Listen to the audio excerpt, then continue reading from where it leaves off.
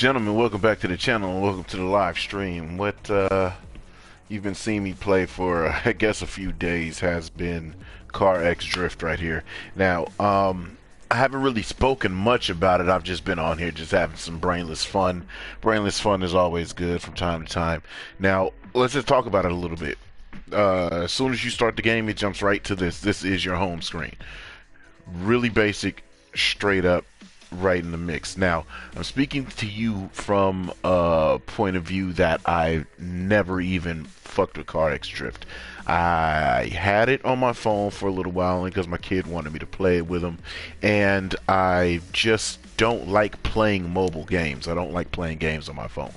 So, when I heard it come to console, I kind of was like, I'm not too into it because it was a mobile port and I didn't have much faith in it. But let me tell you, from an avid sim racer, and I do a lot of drifting, so not just sim racing, the drifting on a lot of these same sim platforms, this is a very, very good alternative, and I think it's going to rival your favorite games that you do like. So, I do play Forza. I do play Assetto Corsa, Project Cars, Gran Turismo, all of the above, right? And then I play some arcade games like Need for Speed and etc., down the list.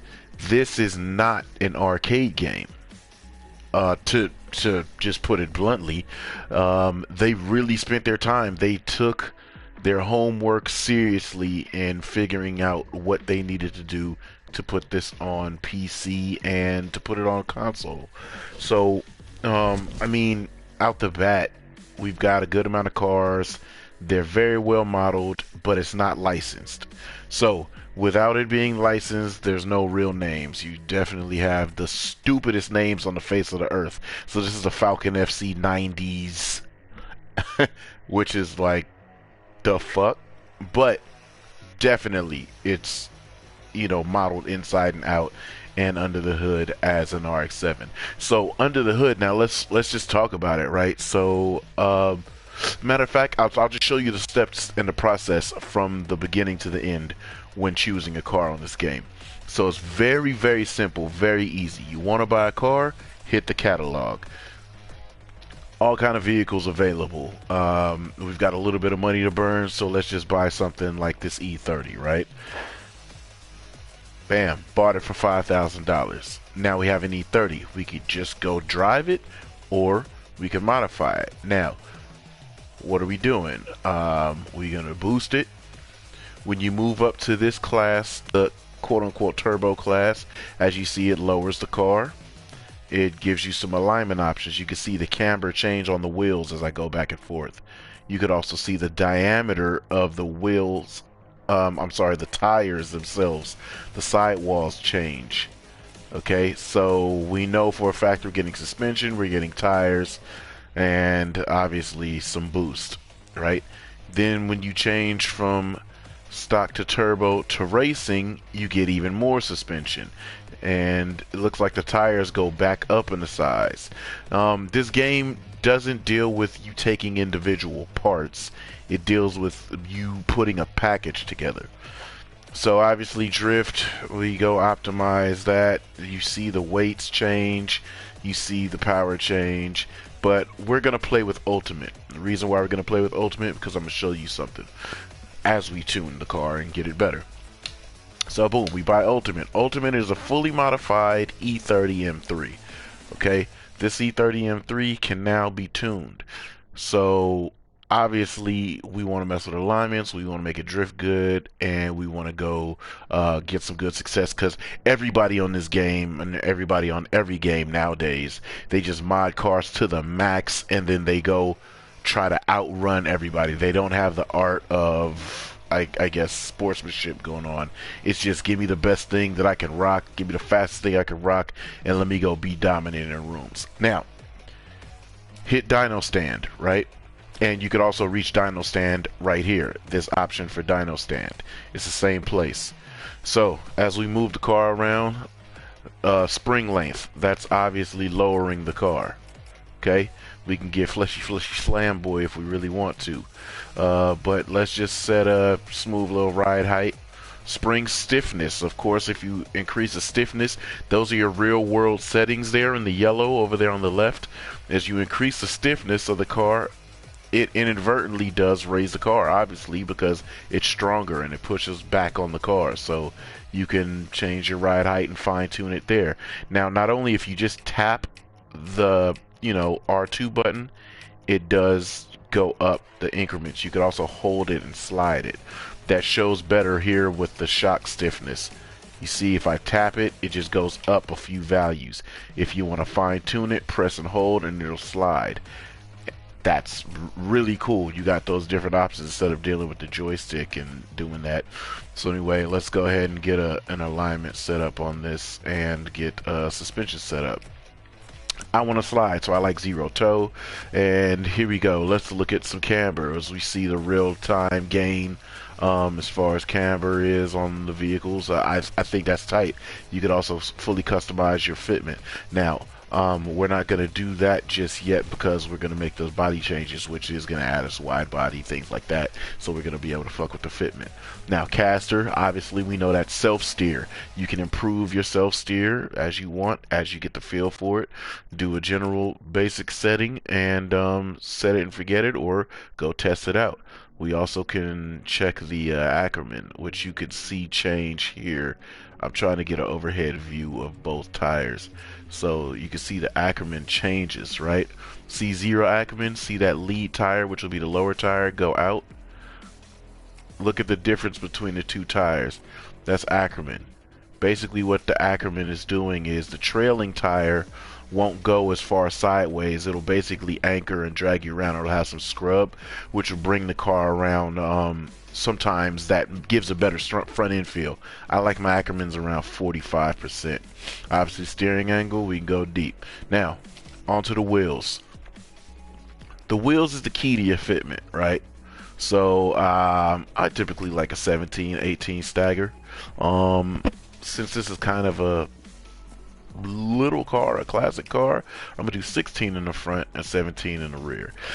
Tire width, 235s. I mean, we can go down to 165s if we wanted to. So we're gonna do 235s up front and 245s out back. Tire pressure, we're gonna change this. Obviously that does raise and lower the car too, because as you can see, the tire pressure goes low, the car goes low. That's how much thought they've put into this game, how much detail they've put into this game as far as what your changes do to the car. Front wheel adhesion. Now this is tires. General games you buy, let's say street tire, sport tire, race tire, etc. This tire changes due to adhesion. These are stock tires. This is less than stock, which is 90%. This is more than stock, and this is a race tire. So, as I said, when you push and hold that slider, it may not change until you hit the next level, but you've got a higher value of a stock tire or street tire right there. Then you go into a sport tire, higher value, then race tire, higher value. So it just depends on where you want to set it at. Fine tune it, see what you really like. Since this car doesn't have a lot of power, we're definitely not going any higher than that. Now, wheel track. Obviously, we've got some wheel gap, right? This is the thing that kills me with fitment on games. With fitment on games, it looks amazing right here. But then you go to a different angle, you see that wheel gap right there? That wheel gap is highly disgusting, right? So what you want to do is fill it out or sink it in. It's up to you. You can do whatever you like as far as fitment goes on this game, which is amazing. That's how a game should be, because not only is it about good driving, it's about good looks, it's about good appearance. This game is allowing us to do all of that. That is like, I mean, that's the icing on the top of the cake. Once you get your car done and set up, like I said, we're not fully gonna be done with this because we got to put aero on it. And once we put arrow on it, it's obviously going to change the alignment. So, yes, to answer your question, Caden, yes, I am having fun on it so far. It's a very big departure from what I'm used to with the latest generation of games. They just give you a car and you go and do work. It's it kind of takes the fun away from it, but it gets you streamlined into what you want to experience, which is the racing, right? So let's just jump back into it and finish this out. 30, you got your tire profile, so sidewalls. So we could do 25 sidewall all the way up to the monstrous 70 sidewall balloon tires. But given that this car and the sidewall does have a feature, it has flex. It acts as a sprung system, sort of like a helper spring on your tires. When you want to do some sport activities, you want to add a little bit of sidewall. Now, here's the coolest part, and this only happens from Ultimate. When you do Ultimate, you go into the engine, voila, here's where you mess with your power, right? So, all the other setups, you only have the power that they give you in the setup. When you do Ultimate, you have the freedom of tuning. This is essentially your dyno. Now, if I just want to strictly turn up power, engine tune up brings the power up, right? Say I don't even want to deal with the engine tune up. Say I want to play with where the torque is on this car. You see the torque at the car, maximum torque is 4,800 RPMs. I can bring it back further to 4,100 RPMs, make it hit a little bit earlier, but it also brings the power down. So if I want to bring that torque all the way out to a higher end, 5,000 RPMs, I can do that. And we know that's essentially your timing. You know, you can move around where it hits, where it's active at, where your sweet spot is. So let's just say I just want to mess around and have this car come alive at 4,100 RPMs. It revs all the way out to 10 grand, right? We didn't make any power. It's just we're allowing some revs. Okay. We want to keep it in A, fine, we can do that if we want to. We want to turbocharge it, boom, there we go, we got some turbo. Now let's put some boost on it. What do we have? 430 horsepower basically, right? Not too much boost because it's a small motor and all that stuff. Now then you can go back to the engine tune up, just turn up your overall power. You could do these kind of things with this. You want to bring this torque all the way back up, make it hit late. Now that we got some power, we got 440 pounds for the torque, 440 horsepower. Now let's bring the torque up and let's see what kind of power we get. Bam, 550 horsepower essentially. So you have the freedom. Not everybody's going to have the same exact modified car, same exact tune when you're in the room. Even if it's a whole nother E30, you can have your own specific tune. If your suspension hits enough to the point where you like to keep traction and don't let the motor bang rev limiter, you know, you can extend the rev limiter out as well as drop the torque down early and, you know, have your torque curve set differently. So we're going to leave this at right under 500 horsepower at 9,900 RPMs turboed. Obviously transmission, mess with your diff, final drive, all of your gears, brake, you have your clamping force, and you have your brake bias. Okay, so we're going to leave this car set up like this. We're going to keep these changes. Now let's go to the aero, because everybody likes the freedom of aero. Now if I wanted to just change these front wheels, see, I hit triangle, see the yellow lights up on all four tires, or we could just change the front wheels, or we could just change the rear wheels. Let's say if we wanted to roll out and be a broke boy, let's put some super clean, there we go, boom, we got those front wheels and your factory back wheels. We're making it look like a real broke boy fantasy right there, right? If I want to add a different rear wheel, I could do that. Different rear wheel right there, bam. So now what we got, we've got the opposite spoke design, spoke pattern front to back, but it's looking sick. You know what I'm saying? That's the freedom that you have for that. You can do that, right? We're not going to buy those just yet. Let's get our aero together and see where we're going to go. So you look at like the whole aero package, you think like, oh shit, $6,200 for aero.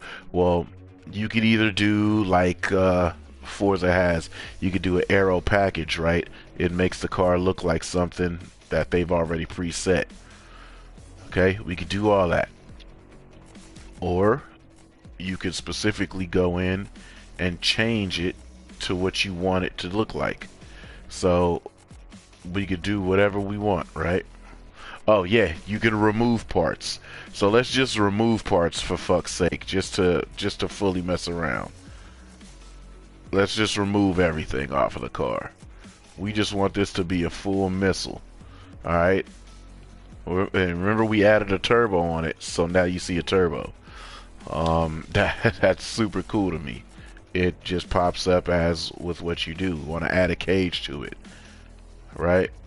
Boom, we got a cage in there now. Side skirts. Can we remove side skirts? I don't even. Yeah, it does have side skirts on it. Let's see if we can remove the side skirts. Yeah, that kind of removes it. Makes it look a little more factory. We can't take the trunk off of this one. It just adds trunk pins. But we can take the bumper off, I think. No? No, we can't. Alright. Well, excuse me. Let's get rid of these taillights. Can we do that? Yep. No more blinking taillights. Get that shit up out of here. So now we just made a full-ass missile. Hey, let's make it really obnoxious, right? So, see, this is the freedom that you have. You can do this exactly to just about any car. Some cars, they allow you to remove fenders and everything. I mean, it just depends on how complex the car is on its build and design. So we're actually just gonna mess around and make the car clean. I do want over fenders, but I'm not sure which type. These are pretty damn wide. I don't want to be that wide because the width of the car does affect the handling. So I don't want to be that damn wide. And this one looks like it has the rear bumper removed. So if you chose this setup, you can go in and for this setup specifically change these bumper options for this car, right? So boom, there. Now you can get no back bumper, no front bumper. You know, see, it's these simple things that this game offers you to allow you to do the most. Sheesh. I guess we'll go with the Rocket Bunny fenders. All right. Yeah, we're gonna. Oh, yuck. Let's go with the air inlet. There we go. Front bumper. Yep. I'll stay there, I guess.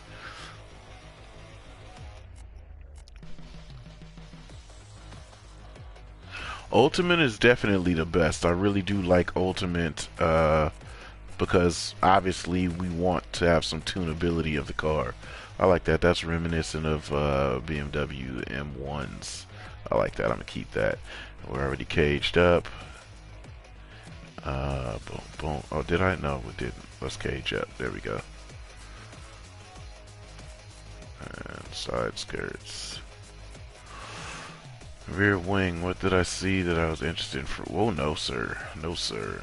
No sir. No sir. Let's do that. So the game itself could be found on the PS Store, and I think it was like 30 bucks. So it's nothing too bad. It's actually a really cool game. It's a small download. It's like 3 gigabytes, so it doesn't take up a lot of space, and you can just jump right in the mix. And so now that we know our car style, let's choose wheels. And for wheels, we'll go with like the. Oh no, let me set it to all of them. Let's just go with these, I guess. Is there anything cooler?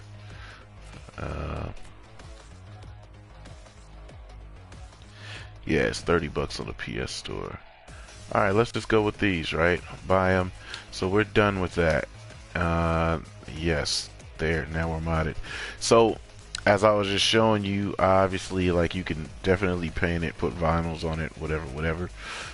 So as you tune the car, and you want to test it out and see if the shit worked, just hit test drive. So now, it just sends you to the random parking lot. Oh man, well, like I said, I got the money because CarX Drift I never just really played, and when it jumped on the console and it actually felt good, it felt way better than I anticipated it. I just fell right into playing and having fun. So while I was trying to experience the game, it constantly gives you money. So we just made money. So let's just see how this car feels.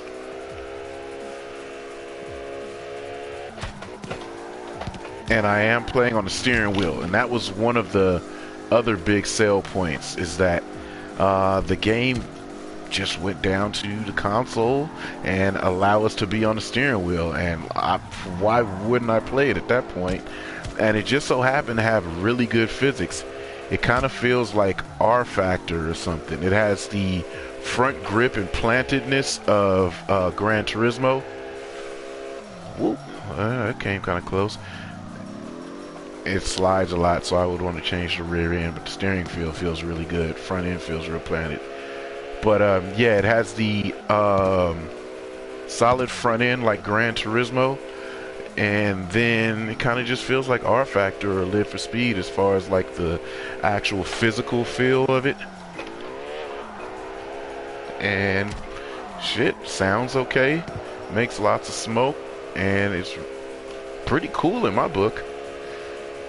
Like, Forza should be worried because this is amazing compared to Forza.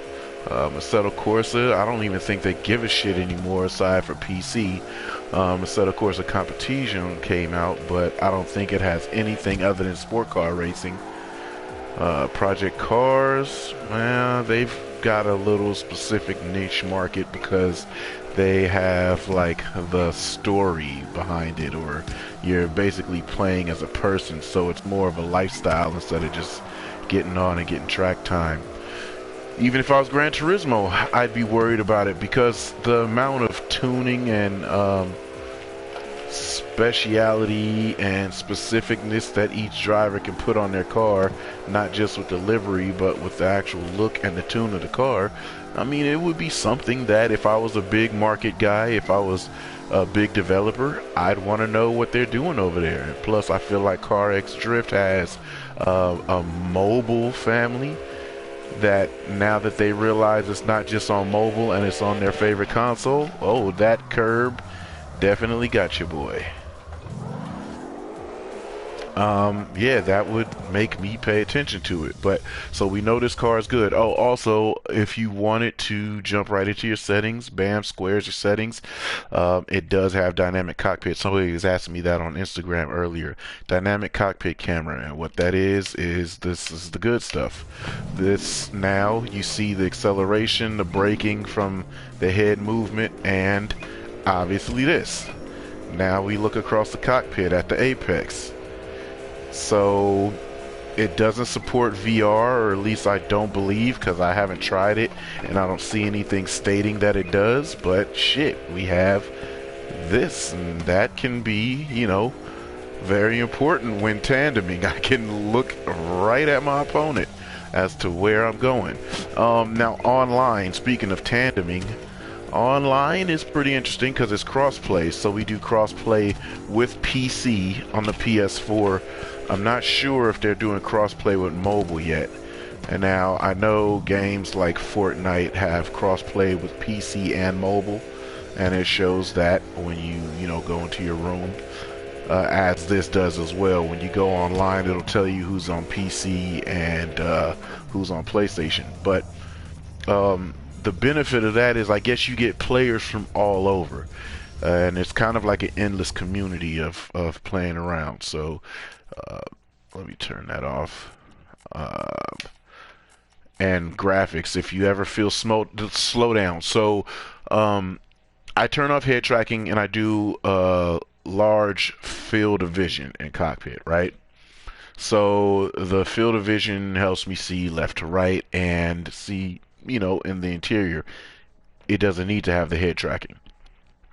But if you ever feel slowdown, because this game does have quite a bit of slowdown and lag because of the amount of smoke, you know, just simply turn it off right there and you're right back in the game. So, you know, it kind of makes it really simple. The controls, you know, advanced settings, you can do 720, 900. and even go as low as 180, but that would be like a F1 car, and we ain't really dealing with no grip like that. Clutch, gearbox, manual, I do everything. Steering setups and linearity and all the other little things to try to get your steering feeling good. You got all those informations and setups right there. So, I mean, they ported over a mobile game, but I think what people were telling me was it got to PC first, so they've had it for a little while, and then we get it here, so they've polished it enough that this is actually a really good game. It's a really good feel now. So we're gonna save that. That's all good. And because they're really quick on the loading, because it's such a simple game, um, it just, reverts back there to the home screen. Clutch button on the controller, I'm not sure because I haven't used the controller at all. But I mean, I'm sure it does have it. I can almost guarantee that it has it. So as far as the cars that I have, obviously we've just built this together. Um, this was a practice car that I built just to be something a little bit different than the FC. That was the first car I bought. This is a fully built Ultimate Animal. Just about every car is Ultimate, actually. Matter of fact, because the tunability is just too cool on Ultimate. So yeah, IS300. The Sorrow, which is the Soar, which is one of my favorite cars to drive in this game. It's absolutely amazing. And a lot of these cars on this game that I bought is purposely because I do have them in real life. And this car right here, I can't tell you enough how closely related this handling feels to R Factor and other real sims, so you almost do get the same full element as driving this car in real life. The Z, the Piranha X, uh, it has really out-of-pocket aero choices, but that was the best I can come up with without making it look terrible. RX-7, those that know, this is my baby. Yes, it does feel and handle like real life as far as this goes, because I have my exact tune as far as alignment and suspension on the car. Then dealing with power, I set the timing and everything to show the same dyno ramp that my real car has. I've got as close as possible, and like I said, this isn't an arcade game, but they did their damnedest to make this thing as close to a sim as possible. So this is my son's car. This is his practice car. And it jams, like, for real, for real. S chassis on this game get busy. The Z, of course, they call it Midnight. And like I said, because this is not a licensed game, they just had to come up and shoot in the sky with some random ass names. So obviously we know why the Z would be called Midnight. The burner JDM is the Big Boy Chaser JZX 100, I do believe. Very good car, very big car. This is actually one of my favorite cars to drive on here. Same as the Samurai 2. The Samurai 2 is a absolute monster for the four-door. The RX-7, I think it was $400,000. I do believe. But then obviously it costs more to modify and update and build your car as you go. And like I said, all of my cars I have set to Ultimate. And this is my son's competition car. And yeah, we do like sort of run comps and everything on here. A lot of the tracks you just kind of, make your segments or section. Excuse me, I was yawning. But obviously that's what we do on just about every game that we're on. We're either running sections or we run a track short enough that we can go ahead and murk the whole track and have your stop and start point. Now, we'll go through a couple cars. Oh, and this is my shit. Redox Supra is one of my favorite built cars. And this Supra was an outrageous amount of money to buy and build. I think it was like $5 or $6 million to build this car. It was crazy. Same as the S13, actually. I mean, sorry, the S15. This S15 was like $5 million to build. So don't let that frustrates you because it's a lot of money to build them, but you also get a lot of money just messing around driving, doing a paper grind, right?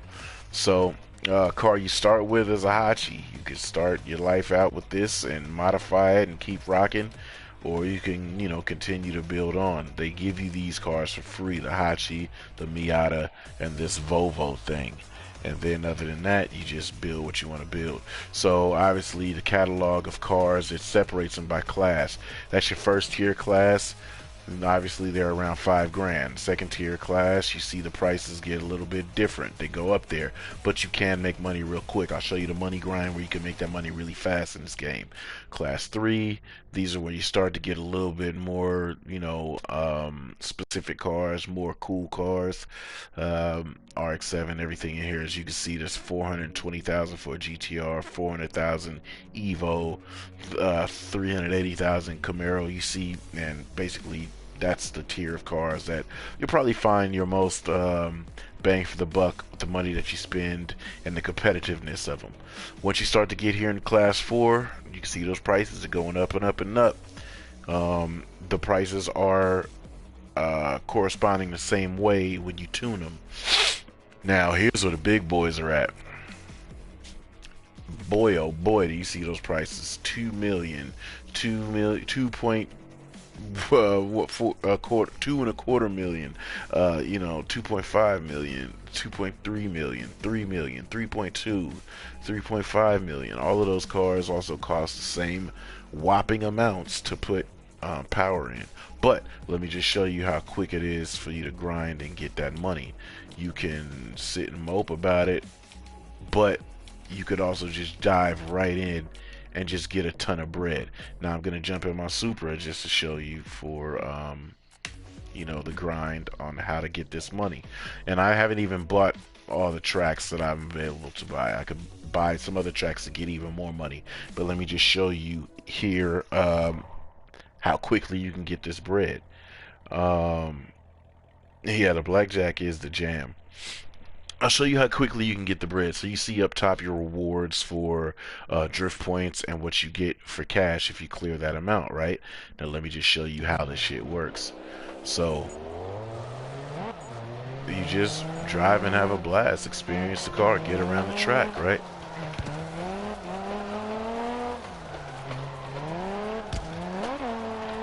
Ooh, I love this track because this side right here is a drop off like Nico Circuit. You do a little wheelie right there. And the steering feel is actually so good on this. The steering is actually really firm. It's self-steering. I'm not really having to toss it back on my own if I don't want to. You can just drive like I drive in real life with the rear wheels or the momentum of the car. This is one of my favorite turns, like Grange. You got that super long roundabout. And then you head up this hill right here for a quick jump and down the alley. Oh, did I not crash? I sent it a little too quick. So as you can see, the points are building up. The multiplier's up top. It's staying up at about 5 times. Those curves are really a son of a bitch if you let them be. And like I said, this is a car that's set on 110 adhesion. Just to give you an idea, this is 110 adhesion, a little bit under 110, because what I ended up doing was I slid it right under 110, so it's the highest level of 100 adhesion. And it's got 917 horsepower and it won't bang the limiter. I'm flat out. So you can see my highest is 52,000, but we're just gonna knock out 31 grand. Just clear the regular mark by about 10 grand. And see how much money they just gave me? 212,000. That's more than enough, right? You just keep on doing this and bam, you're just gonna get your money. Before you know it, you learn the track and you drive quite a few times and you're gonna have a good amount of dough. So that's the money grind on this game. Now let me just try to rock it real good so that I can get some big dollars for you. You can do other things to get bonus, like reverse entry, shit like that. And you can go backwards right here. They give you like bonuses, smooth drift, actual bonuses. That's extra bonus on top of, woo, on top of what you're getting as far as your points go too. And the freedom of this game is really cool because, like, when you're in online rooms or doing anything, as far as just regular driving, you can go any direction around these tracks, and your points will still build. It won't drop your points if you go past, you know, center line on your angle or things like that. We can go over there to the right if we wanted to. We can actually drive all over this track. We can go in paddocks and parking lots and shit. And if you hit cars, the cars actually move. It's really cool in that sense. There's other little Easter eggs that we found on the bottom of Toge's.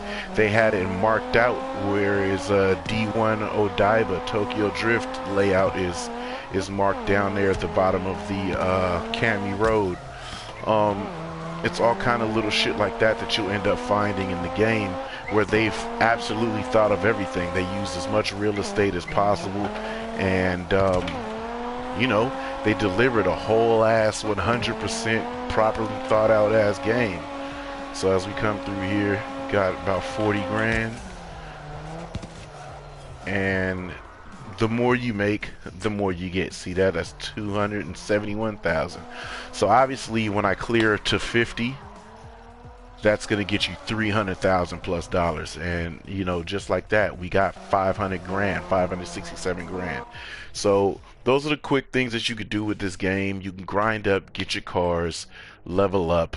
Certain levels will allow the tracks to open up for you to practice on, but that'll just be practicing on your own when you do like Tandem and things like that. If you jump on multiplayer, multiplayer just fires you right into a lobby, into the room list. Cross-platform multiplayer, hitting R2, we can either say no, we want only people on console. We can open it up and say yes, give me console, give me PC. You can see everybody lined up right there with the icon, and then create a room, any track you want. Everybody see, oh, these are open world tracks. This is actually driving around the full city of St. Petersburg, right, somewhere in Russia. I mean, even Forza Horizon should be sweating, because we've got this St. Petersburg, and Red Rock is kind of an open area. It's just like 3 different back roads that kind of meet up somewhere. And then you have LA Block. LA Block, it looks like that's just the outline.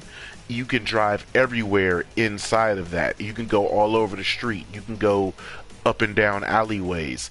It's like real world, open world stuff. So that's really tight to me. Milton Drive, if you guys see that course, that is Mount Panorama. That's Bathurst, which is kind of freaky, but it's looped. It's flipped the other way. Oh no, actually it's not. It is actually that is the right way. I was gonna say they had it mirrored because of and this is a real track as well. They have it mirrored because of reasons, but no, yeah, you could fly all through this airport. I mean, Forza Horizon's in trouble.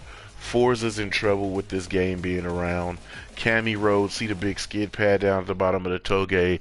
That's your D1 course down there at the base of all those 3 different Toge areas.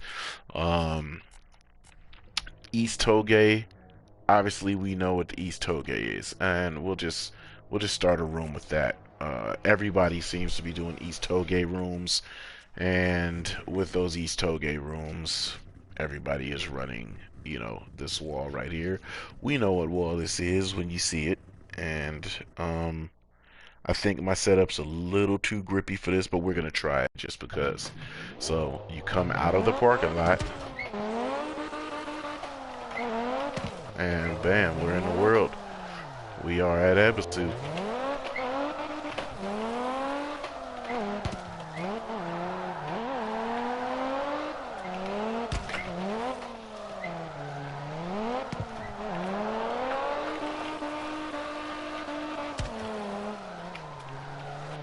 This jump is a fool. I definitely didn't hit that right, but we know where we're at, though. Let's just head back up the hill. We'll hit it one time. I'm not too good at it because I don't play this that much. Just about every online room is this track for the moment, though. I like messing around with Irwindale and a few of the togeys, as well as the track we just went to do that money grind on. And the parking lot's pretty fun if you keep your rate up and you try to keep door to door with people. Or like me personally, I like to kind of shadow box on the tandem layouts. Oh, crap. I have hit those stairs before. Sometimes I don't see it. But let's get this jump in, get some speed back.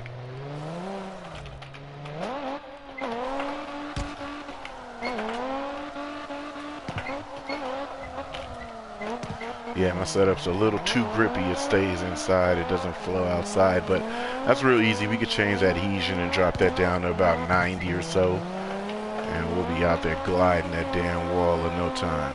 But just to show you all that stuff, it's pretty chill.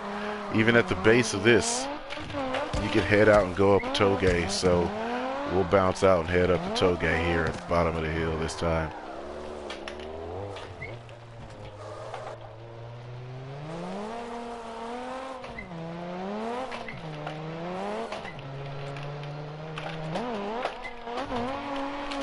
Ah, killed it. The car, that is. Alright, and then we just bounce out and head up a toge.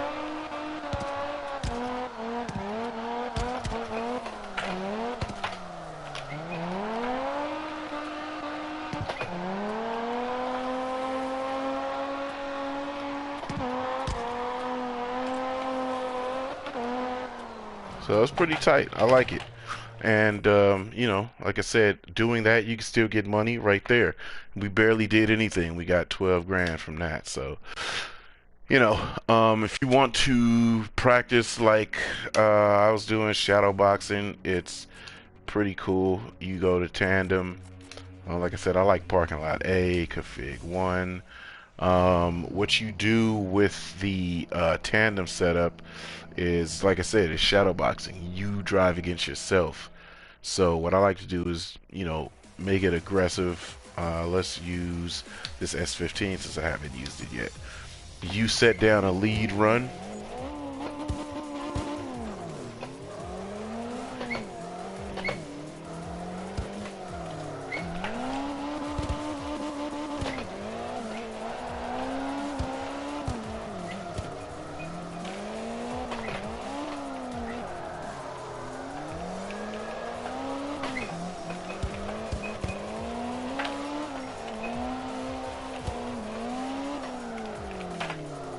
Ooh, almost hit that wall.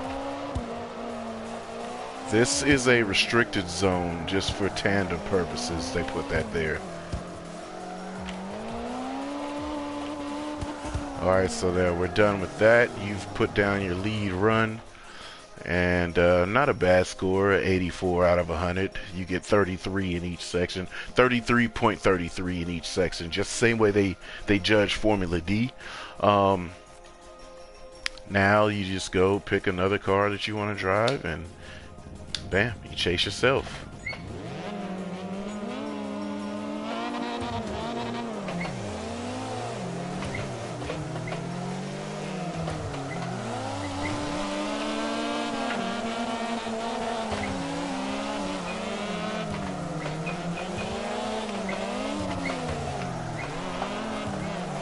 Oh, smoked myself.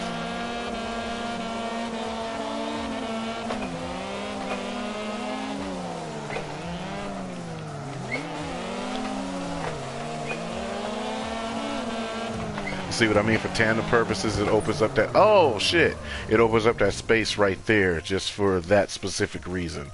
That's literally just for tandem purposes. That restricted area is there. But okay, I crashed into myself, so let's try it again. And you can actually crash into yourself and still keep going as long as the impact isn't hard enough to throw the car off course. See, that impact did happen.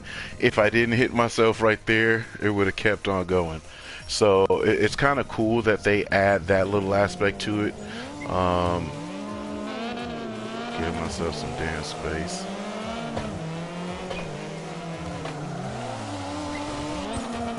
Oh, and that you saw me come off the ground. The wheels connected. My front wheel hit the back wheel. It will lift the car off the ground. That's a really dope physics that I've never experienced on any of the games that I played, except of course or Gran Turismo. That's tight. That's an element that you now have to worry about doing close tandems on this game. You will launch yourself into the sky. Damn, I entered kind of dirty.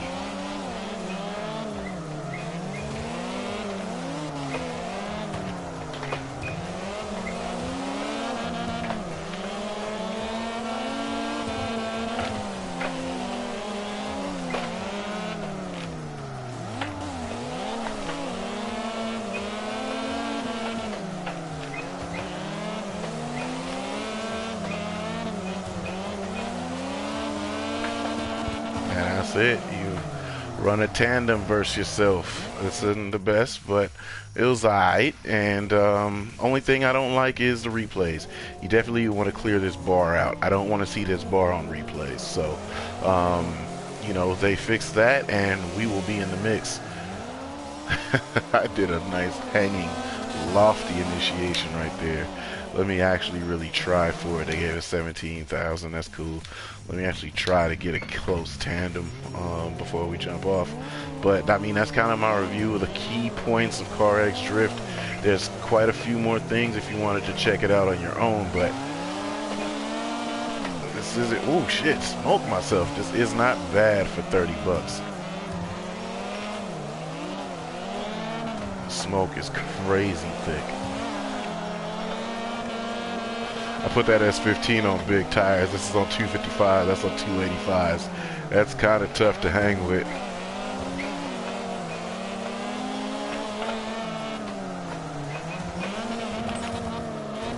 But anyway, you get the idea. There are definitely other chases that I have done on here, but that's going to be it for the review of CarX Drift. We're just going to keep having a blast on it, keep getting some money, hopefully have all the cars, and we'll see if they decide to update us sooner or later with something. But that's going to be about it. I really think that you guys should jump on, add me, and we'll go ahead and get some tandems in. So check me out when I'm online. You can check the SYTFU_Lex, SYTFU_LEX to add me on PSN, and that'll be about it for this moment, and I'm gone.